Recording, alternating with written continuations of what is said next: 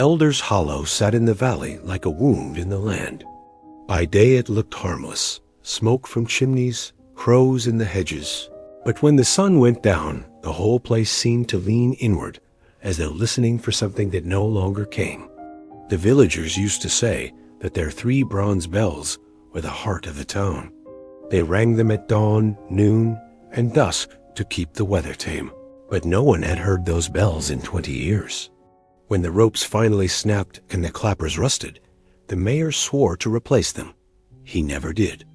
And that same autumn, the fog came early and stayed until the leaves turned black. On the 27th of October, a coach creaked down the northern road, its lamps smothered by mist. Inside sat Mr. Bellerin, a scholar from London, thin, elegant, with a stare that made people lose their words. He rented the room above the tavern, unpacked notebooks and measuring instruments, and told anyone who asked that he was studying resonance. He spent his days sketching the church tower, and his nights walking the moor where the bells' echoes used to roll. Children said they heard him humming 3 tones at once.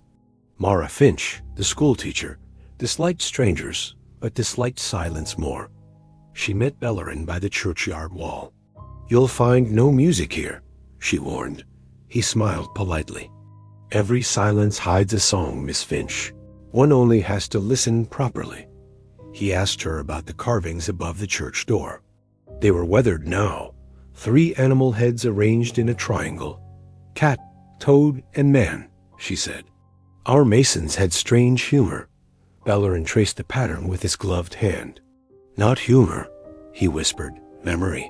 In the rectory, Father Wynne kept a journal he never meant anyone to read. Inside, the ink had bled from years of damp, but one entry remained clear. The 31st of October, 1853. The bells rang until the air itself screamed. I saw his faces in the smoke, one kind, one cruel, one indifferent. We buried the clappers in the hill and sealed them with prayer. If the bells ever fall silent again, the first king will walk.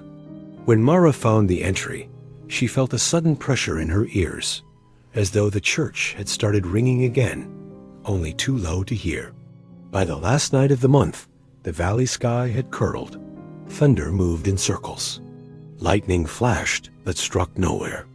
The villagers gathered in the tavern, afraid to sleep. Bellerin appeared at the door, rainless though the storm broke above him. He carried a phonograph and a spool of copper wire. "I've built a new bell," he said. No one stopped him as he walked into the square. At midnight, he set the needle down.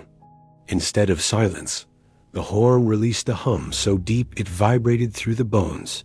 Windows rattled. Horses screamed. The church doors burst open. From the belfry poured black smoke, twisting into 3 shapes.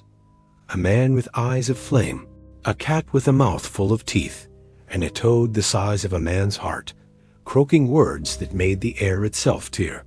"I am Bael," the voices said together. "First king of the East, you forgot my bells."